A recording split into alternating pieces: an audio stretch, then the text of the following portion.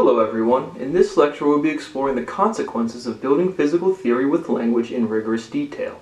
The first two lectures identified rhythm as fundamental, and now we will see how previous scientists missed this phenomenon and the consequences in their mathematics. You'll see how my mathematics directly improves upon the formalism presented by Albert Einstein and Isaac Newton with a complete framework. I'm going to highlight the inadequacies of quantum field theory, general relativity, and what researchers call string theory with well-known facts and knowledge of thermodynamics and basic intuition. The notes section of this lecture will compare the fundamental laws of all major physics subjects, and I will solve the measurement problem of quantum mechanics and subsequently the Reimann hypothesis. When you are evaluating a mathematical structure, it is best to look at the scientist's complete work as evidence of their total understanding. Too often we focus on certain buzzwords for media-loving questions like, where did the universe come from? Or is dark matter a leftover force from a curled-up dimension? Or how do we unify the four forces of nature? Theoretical physics doesn't move forward by asking grandiose questions that tickle our imaginations, but by answering the next question needed to further our practical knowledge. All of what we call modern science is at best 600 years old, and while that's a lot of time to any single person, that is basically no time on a physical or biological timescale. We hear Newtonian mechanics and Einstein's relativity, and somehow assume that they are untouchable because of the hilarious popularity contest that is the human species. Everyone knows there are right answers in math, and a math proof is formed on logical arguments, not by manipulating equations. Conversely, incorrect logical arguments must present themselves in the formal equations the mathematicians derive. Whether you're talking to Einstein or Newton, the words space and time are used in all fundamental attempts to describe the environment of the universe at its most basic level. But these words are inadequate. I will begin by asking the viewer to read several articles that were published recently that directly discuss the motivations and background of the proofs I have developed. The first was published in Forbes magazine on April 12th by Ethan Siegel, titled, "Could All of Our Scientific Knowledge Come Tumbling Down Like a House of Cards?" The article details what is required for a so-called revolutionary scientific theory and provides a good overview of how theoretical breakthroughs are simply providing observation that cannot be accounted for by current explanatory models. The second article, A Different Kind of Theory of Everything, was an article published in the New Yorker on February 19th and details a lecture by Richard Feynman, a pioneer of quantum field theory, which highlights the undeniable relationship of linguistical analogs to mathematical formalism. The third article, Best Yet Measurements Deep in Cosmological Crisis, was published in Scientific American on March 22nd and describes the more exciting news that there has been a substantial and statistically significant discrepancy in the measured value of the Hubble constant. Edwin Hubble was the scientist who provided the observation and analysis to conclude that the universe is expanding, because all of the galaxies are moving apart at an increasing rate. The further a galaxy is from us, the faster it is receding. As of April 25th, the statistical likelihood for the measured value to be in error is less than 1 in 100,000. This is huge. This measurement says nothing short of, our cosmological model has to be wrong, and here is the measurement to prove it. The Hubble constant is one of about 23 fundamental constants derived from the frameworks of quantum field theory, general relativity, and most recently the attempt to unite the two, string theory. No physicist has figured out what string theory is because it is wrong. The fundamental insight of string theory that makes its mathematics so prevalent is the attempt to model the electron as a loop of energy and not as a point particle. The electron is a three-dimensional object, so it cannot be modeled as a one-dimensional loop of string, nor as a point particle. The electron is, well, the electron. Every object you see is three-dimensional. There are no straight lines, no circles, no precise angles, no well-defined points. There are vibrating objects with form. Because we live in three spatial dimensions and no so-called one-dimensional objects exist, all the perfectly defined shapes of geometry and trigonometry are oversimplifications of the environment you live in. The objects are jiggling around even though we don't perceive that with our eyeballs. Subsequently, the steady vibration makes all measurements inherently imprecise. All measurements are physical processes. Every instrument we measure with is a physical thing. Because time must pass to measure anything, and nothing can propagate faster than the speed of light, all measurements are statements about the past. Progressing physical theory with a new mathematical vocabulary must accomplish a couple of things. It must successfully reproduce the results of all previous mathematical languages, and it must have increased applicability. Newtonian mechanics wasn't invalidated by Einstein's relativity, rather it was improved upon. Additionally, the structure I have developed improves upon both, stemming directly from the intuition of relativity. Physics is the study of movement, and a complete mathematical structure must account for all examples of movement. To show an incontrovertible error within quantum field theory, we will be showing directly that the vocabulary of QFT cannot define athleticism. No reasonable person can deny sports are real and sports require movement. We will attempt to define athleticism with general relativity, quantum field theory, and vibrational information theory, and see which can account for the diction we already use. If you were to ask Isaac Newton how many dimensions there are, he would tell you 3 spatial dimensions and objects exist independently from space. If you were to ask Albert Einstein how many dimensions there are, he would tell you 4, 3 spatial dimensions and 1 time dimension, which he denoted spacetime. If you were to ask Newton how objects move within those dimensions, he would tell you that a force is exerted on an object to cause acceleration. If you were to ask Einstein how an object moves through space, he would tell you that objects don't move through space, but objects occupy space. In essence, objects are space, simply because matter cannot overlap other matter. The tagline for Einstein's field equation is matter tells space how to bend, and space tells matter how to move. This is precisely why cosmologists say the universe is not expanding into anything. It is just expanding.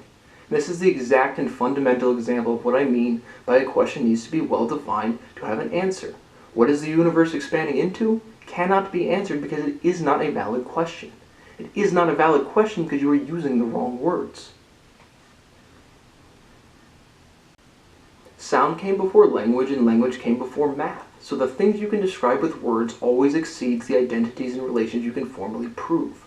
When you are describing something, the word you pick represents the concepts you have formed from intuition.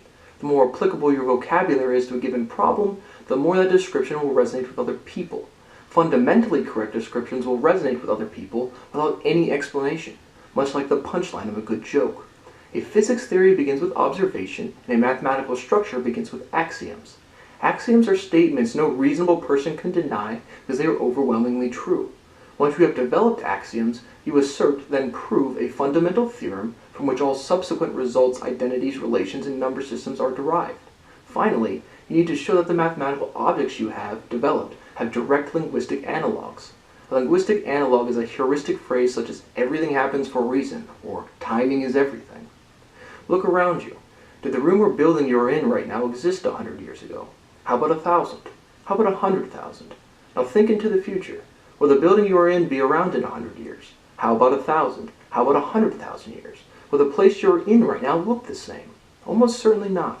The people alive today and many generations to come will no longer be around, and the physical buildings will either be gone, renovated, or completely replaced. Anyone with the slightest worldly awareness has probably already realized this. Now forget about 10 years and ask yourself what is different from 10 seconds ago till now. How about 1 second? How about 1/100th of a second? What I'm getting at is not some philosophical thought about the fleeting moments of life, but more exactly about the inability to precisely define the here and the now. Where exactly is here, and when exactly is now? We can't define them because it takes some amount of time to transmit information. And this delay in information transfer affects the understanding and numerical value of each and every measurement in scientific literature. The difference between the past and the future is colloquially known in physics as the arrow of time. The difference between the past and the future is immediately appreciated with fashion. The things you want to buy right now today will inevitably feel old in a few short years. Same with music, same with architecture. On a fundamental level, the difference between the past and the future is the amount of entropy, or disorder of a system. The disorder of a system is the amount of energy it cannot use to produce work. That is why it is a conscious effort to clean your room, but not to dirty it. Subsequently, the disorder of a system is measured by the amount of heat it produces during movement. And as we have seen in vanadium dioxide and now in room temperature graphite, rhythm limits the amount of heat produced while a system is in motion. People say timing is everything because it produces rhythm, and rhythm maximizes efficiency of any and all physical systems. As you may recall from any physics or chemistry class you've ever taken, all objects are what's called black bodies. That is, all objects emit radiation proportional to the frequency of their orbits. The energy of a photon is calculated by E equals h nu, where the h is the Planck constant and the nu is the frequency. The wavelength of a photon is then calculated by dividing the speed of light by its frequency. As you probably already know, the visible light spectrum is a small sliver of what is called the electromagnetic spectrum. The room you are sitting in right now is filled with particles and radiation you can't see, nor do you feel them when they bump into you. However, it doesn't mean they aren't there, and all objects that receive radiation from other systems are open systems. Take your own body, for example. If you are not sick, your body temperature is around 98.6 degrees Fahrenheit. Hopefully, you also have some clothes on. While wearing clothes, you and the clothes are one system. Your body diffuses heat into the fabric, which increases its temperature. Now, if you put on too much clothing and get uncomfortable, you might say, I am getting so hot, I'm gonna take my clothes off. Once you do, the heat from your body that was stored in the fabric is dissipated back into the environment. On a larger scale, the sun emits relatively immense amount of energy which heats the earth, which in turn heats you. At some point in a physics student's education, they will hear the question, is it a particle or is it a wave? Well, depends on what it you are talking about. An object is a particle and momentum is a wave, created by discrete components moving in relation to one another against a backdrop of radiation. Space and matter are not distinctly different things. Matter occupies a location where other matter cannot exist, producing the concept of space, and frequency produces the concept of time. When we look at quantum mechanics and say what exactly explains the double slit experiment, you have to keep in mind just because you are sending one electron through doesn't mean it's the only component of the system. Your detector is also an object of the temperature. The momentum of the undisturbed particle creates an interference pattern in the same way a slithering snake produces an interference pattern. Imagine you are working on a school project on a Friday night. Your roommate told you he was going out to the bars and you stayed in because you wanted to get some work done. About 2 hours after sitting down to work, you're finally in the zone when your roommate barges back in with 10 friends and begins blaring house music. With a sigh of defeat, you realize that your concentration is ruined. If you were a certain rapper, you might even say, bitch, you killed my vibe. And conversely, your roommate is probably thinking the same thing. Any method of measurement exerts a pressure on the electron detector CMB system and destroys the interference pattern, which is produced by the motion of the electron. Rhythm not only explains the double slit experiment, but explains the Einstein-Podolsky-Rosen paradox with the same simple logic. For those who don't know, the EPR paradox highlights a contradiction of quantum mechanics, but not the contradictions physicists think. The paradox goes like this. Assume a matter-antimatter particle pair pop into existence and have enough time to travel further apart from one another than light can travel in an allotted amount of time, let's say 1 second. By any current understanding of quantum mechanics, when you measure one particle and collapse the wave function, because they are farther apart from than any physical object can travel in a second, the other particle would still be in a superposition of quantum states. The paradox is, matter can't pop into existence, and the rhythm, that is the momentum, of the combined system is broken once. Assuming particles can just pop into existence is a fundamental violation of the conservation of energy. Santa Claus is not going to pop into existence, and neither are particle pairs. Rhythm is precisely what causes the Pauli exclusion principle. This was intuitively understood by Erwin Schrödinger and highlighted with his famous Schrödinger's cat. I won't summarize it here because there are plenty of adequate explanations you can find on the internet. Rhythm is what entangles any number of particles. However, entangle is the wrong word. Rhythm synchronizes the motion of objects. Think of a band playing music. There's a meter and a key to which literally infinite musicians could play together. However, one wrong note and everyone notices. The most fundamental question in the entirety of quantum mechanics is to determine whether the wave function of the universe is a real physical thing, and subsequently, what exactly causes the wave function to collapse upon observation. In my last lecture, I pointed out that you needed a well-defined question to have a meaningful answer. So we need to define exactly what we mean by observation. To observe something is to watch something. In physics, to watch something means to measure something. What is a measurement? In theory, a measurement is an interaction that transmits useful information. In practice, a measurement is a collision, and a collision is an exchange of energy. And all collisions occur in the presence of the cosmological microwave background. The presence of the CMB is definitive evidence that no measurements actually occur in a vacuum. Closed systems cannot be measured, in practice or in theory. We know photons are discrete, which creates so-called wave packets of information. And we know energy levels of the electron's orbitals are discrete. Quantum literally derives from the concept of quantity, and quantities are discrete things. The fundamentally wrong assumption of quantum field theory is that you can model force as a particle. A force is not a particle. They are distinctly different things. A force accelerates an object with mass. Mass is inertia, or the resistance to change. Light does not degrade, hence it does not have inertia, and subsequently, no weight. What Einstein's famous E equals mc squared equation tells us is that when the universe cooled enough to form atoms, light condensed into mass. Because all measurements are physical processes, and light is the universal speed limit, no measurements can occur faster than the speed of light. We know objects of the so-called macroscopic scale are independent because they have different temperatures and subsequently different forms. The shape of your pen is different from your desk, which is different from you, all of which are in contact with one another but retain different amounts of heat. Because all objects are independent black bodies that are moving and bumping into each other, all objects have a temperature greater than 0. Because all objects are constantly changing their heat content, there are no physical systems that are constant. And because there are no physically constant systems, the correct ontology in mathematics for theoretical physics cannot have constants either. Now that we've established the physical reasons and logical foundations of what we are modeling, let's compare my math structure to the two pillars of 20th century physics. Alrighty, so now that we've laid the foundations for basically what we're doing and why we're doing it, I'm going to go through the actual mathematical structure. Like I said, any physics theory begins with observation. So what are the observations that, and then I'm not going to go through quantum field theory or general relativity, what's already known. At this point, if you're following the lecture, you should know those things. So the observations, there are no physically constant systems. I covered that pretty in depth. Momentum is a function of rhythm. And this should be, forget physics and mathematics and science for 5 seconds. Go watch sports and try to tell me that momentum is not a function of rhythm. You will literally say, if you're trying to be productive or something, you say, oh, I need to get into a good rhythm, I need a good flow.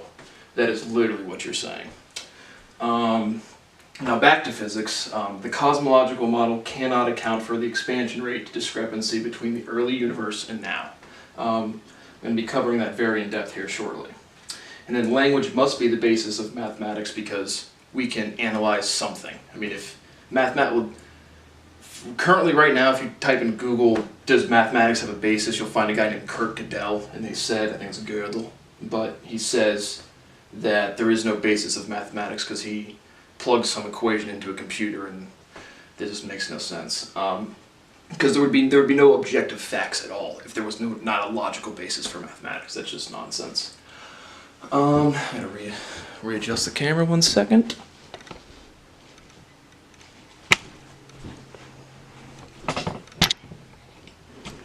Sorry about the motion.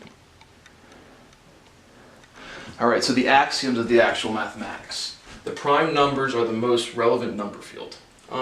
What that means is, right, if you look up the first 3 prime numbers, you're going to find 2, 3, and 5. And I'll just get into that. I mean, we'll be proving these things. Axioms become axioms once you prove them. All of the stuff I'm covering now has been rigorously proven in my thesis. If you want to see the full thing, you have to read the thesis. The next axiom is the prime numbers represent the number of unique dimensions for movement. That is 3 dimensions. That is what we live in. That is what every measurement that has ever occurred before we had formal science, all of the measurements after formal science, and all of the measurements in 10 million years will be in 3 dimensions. That's just a fact. Measurable physical systems are interacting through a continuous pressure gradient in R3. There's a physical reason for that. I will explain that here shortly. Physical systems seek maximally efficient exchange of information. And this is the function of rhythm. This is why rhythm is a thing. But this should be true. I mean, you should immediately appreciate that. Do you want to be efficient? Is there any person out in the world that wants to not be efficient? Or is there any person running a physical system that doesn't want to be efficient? Now forget people, look up into the sky. We'll forget that analogy for now. And the last one is language converges to minimalistic expressions. And this is, when I say linguistic analogs, I will be explaining this again here shortly. This is timing is everything. This is all of your heuristic phrases. Now the boundary conditions. The speed of light is the unattainable upper limit for how fast mass-containing systems can move through space. That's a fact right now today, no one debates that. The uncertainty principle is the precision limit for simultaneous measurements of systems' properties. And this is, I don't really know it right off the top of my head, but energy and time are related by, I think it's h bar, and then momentum and position. And that really brings me to the title of the lecture, which means spelling a word constructs a variable. I'm going to get much more in depth into that. But when you pick the words force or mass or gravity, I mean, you're literally constructing a local definition. What that means is you could pick any words, but how the words relate to other words in context of logic is what determines if it's the right word. And that's, again, it sounds kind of out there, but it really isn't. Think about when you're having a conversation with somebody. A lot of times they can be intuitively saying the right thing with all of the wrong words, and you'll literally say, I get what you mean. And that's really what it means to spelling a word constructs a variable, is that it's not the actual words that matter, it's the words in relation to everything else you're saying, the other words, and blah blah blah.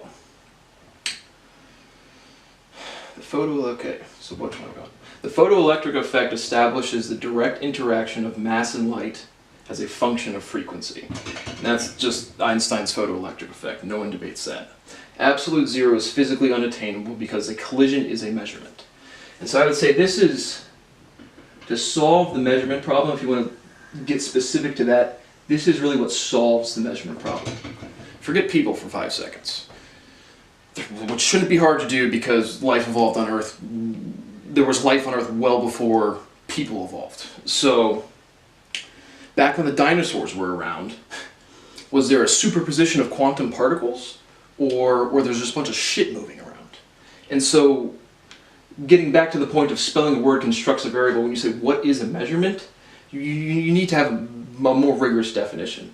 And that's why I define it as a collision is a measurement, because every time, getting to quantum mechanics, every time an electron is jiggling around, it's exchanging its momentum with other particles. So effectively, all of the systems around you, because they have temperature, the quantum wave function is always collapsed. And I'm going to get way more into quantum mechanics, but those are the boundary conditions of the physical theory. So now that we've developed our observations, our axioms, and our boundary conditions, well, now we need to make our mathematical system a little more rigorous. We need to count something. We need to develop a number system. Before we do that, the first thing you need to say is the hallmark of any good or a better mathematical theory or a structure at all. And like I said, I'm discussing the foundations of mathematics itself. But the hallmark of what makes a theory better is it describes everything you need to describe, everything you can measure, but more simply and more efficiently. And so we're going to try to do that in 1/2 of a whiteboard, and we'll see what we get. And to accomplish that, well, we need to do 2 things. We need to classify all of the objects and all of the things, and then we need to describe the properties. We need to describe their propagation or their movement. And so let's try to do that.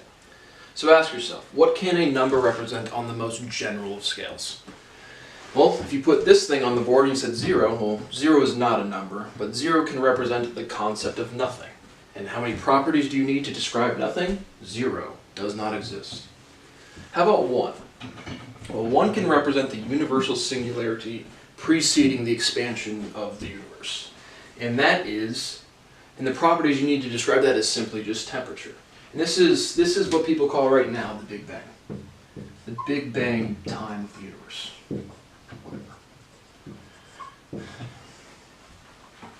And after that, well, now we have 2 things left. Right? We have now the number 2.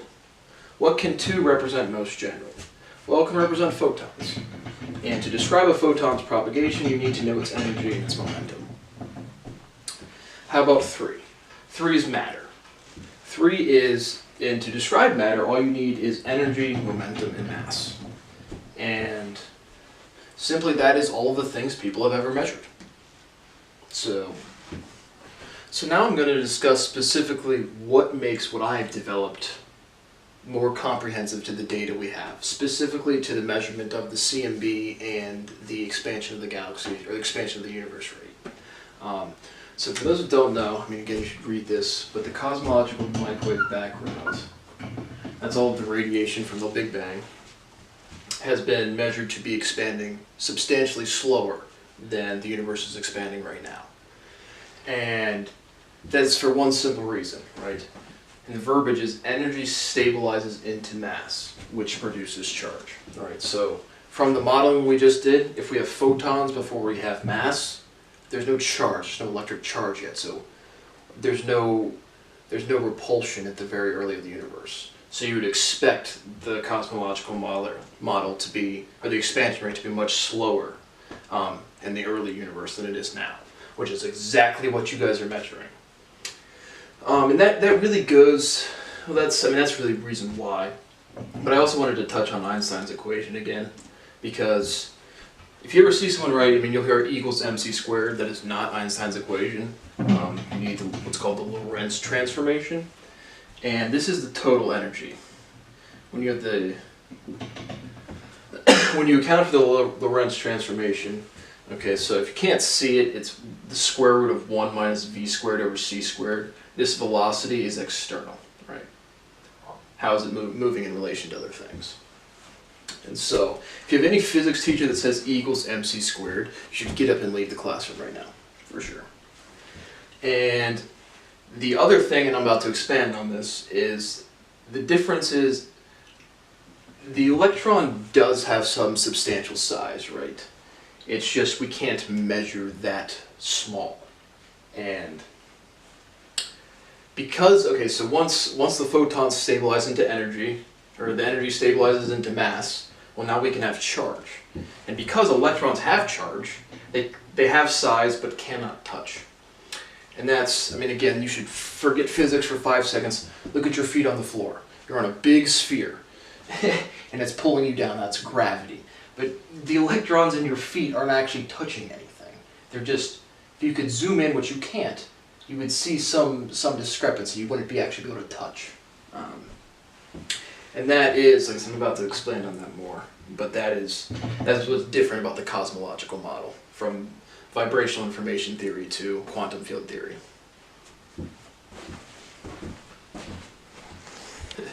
Okay, so now we're going to demystify spacetime. And so, like what I said earlier was that spelling a word constructs a variable. What you say matters in relation to the other things you say.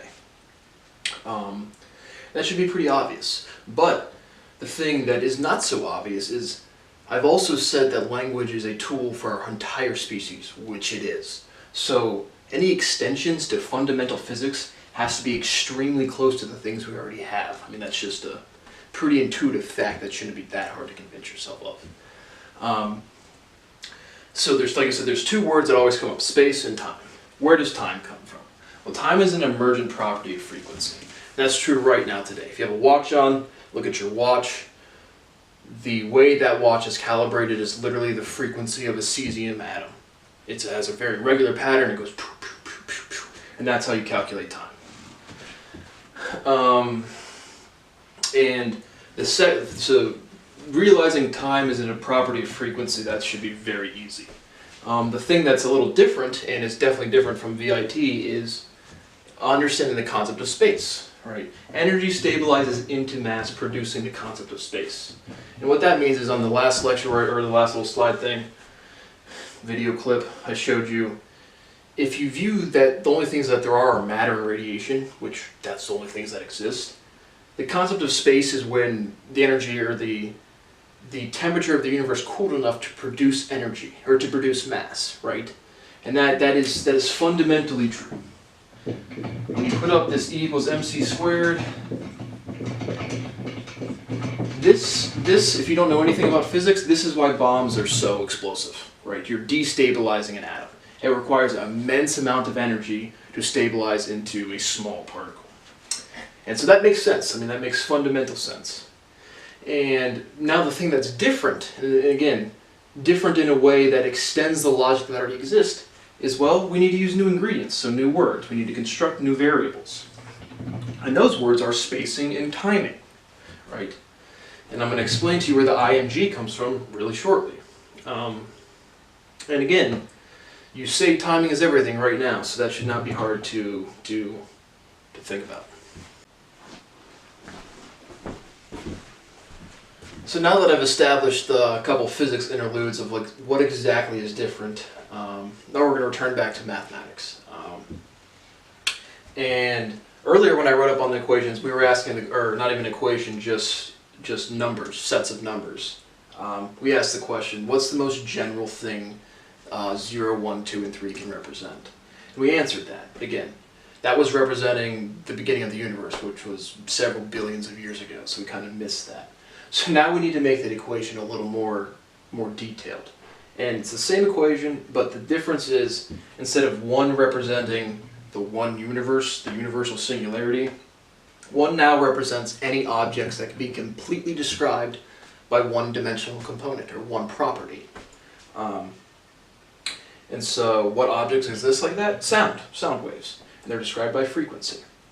And so, and now 2, again, we still have light. We have energy and momentum. And 3, we still have matter, energy, momentum, and mass. And to relate those sets of objects, and this is the set of all frequencies, or the sets of all sound waves, the set of all light, photons, the set of all matter. And the way we relate these is what's called the dynamic limit. I've done a complete derivation of this in my thesis. There's literally one derivation. There's no way to dumb it down or to talk about it simply, so go read my thesis. But what this thing does is it helps us relate our sets by representing momentary transfer of energy during a collision. And so, that is not a measurable thing. That is a mathematical object. It represents something we cannot measure. And that's really all there is to say about that. That is literally how we go from, there's still no concept of nothing. I mean, this is one concept, does not exist. Now we have sound waves. Now we have light waves. Well, waves is the wrong word. Now we have light, and now we have matter. And again, that's still everything. And now we're going to show how we can take, we've related all the things we've ever measured, and now we're going to show how this has real mathematical implications to literally rooting any sort of, I don't know what's called, an elliptical curve, I think is what people call it technically, but that's, again, completely wrong verbiage. Polynomials. We'll be relating polynomials from here, and now we're going to solve the Reimann hypothesis. Okay, so to solve the Reimann hypothesis, basically what we need to do is first to understand what progress has been made, which is nothing, and 2, what it really entails. The one thing we really know about the Reimann hypothesis is that it's fundamental. And I've just showed you very clearly that rhythm is not in our cosmological model. That's the physical, fundamental, real error. Now the mathematics is rather kind of simple. So why do the roots of the zeta function occur at 1/2, 1 over 2? Well, it's for one simple reason, right? When you write a mathematical equation on the board, it has to represent something physical. And as you saw in the last video clip, you saw we related all of the things that had ever been measured. So when you write x squared plus 1 equals 0, it still has to mean something. And this is not a proper mathematical equation. This is how you basically, what is this equation is a silly question. But what do we use this equation for? Well, we use it to root things. Where does the x-axis cross the y-axis? Or where does this object, right? You have an object and you're plotting it on a grid. Where does it cross over? So that's what we use this equation for. But I haven't done a great job in these lectures, but I've said it many times before, so I just kind of brushed over it. But you have to view the universe as learning in the same type of way you do, right? You sit there for a long, long time, you try to figure stuff out, can't get it, and then one day you can't unforget it. In the same way, the universe can't unforget physical properties. And so all of those sets are related. That's why that was the motivation for the dynamic limit. But what this equation does, this is your fundamental parabola with the intercept, the y-intercept at 1. And this equation is really what produces I. Right? It's the square root of a -1. But this does not exist. Right? A number has to represent something. And -1, what is -1? I have 1 marker, how do I have -1 marker? Well, it doesn't make any sense. And to get rid of this, you have to bound the determinant. We'll be doing that next. But the physical reason is, where is that evidence in our theory right now today? Well, this is why you must square the quantum wave function to measure real values of electrons. The eigenket values, they're always real numbers. This is why. And so now we're going to form a geometric argument to show why this mathematic holds up and how exactly we bound the determinant.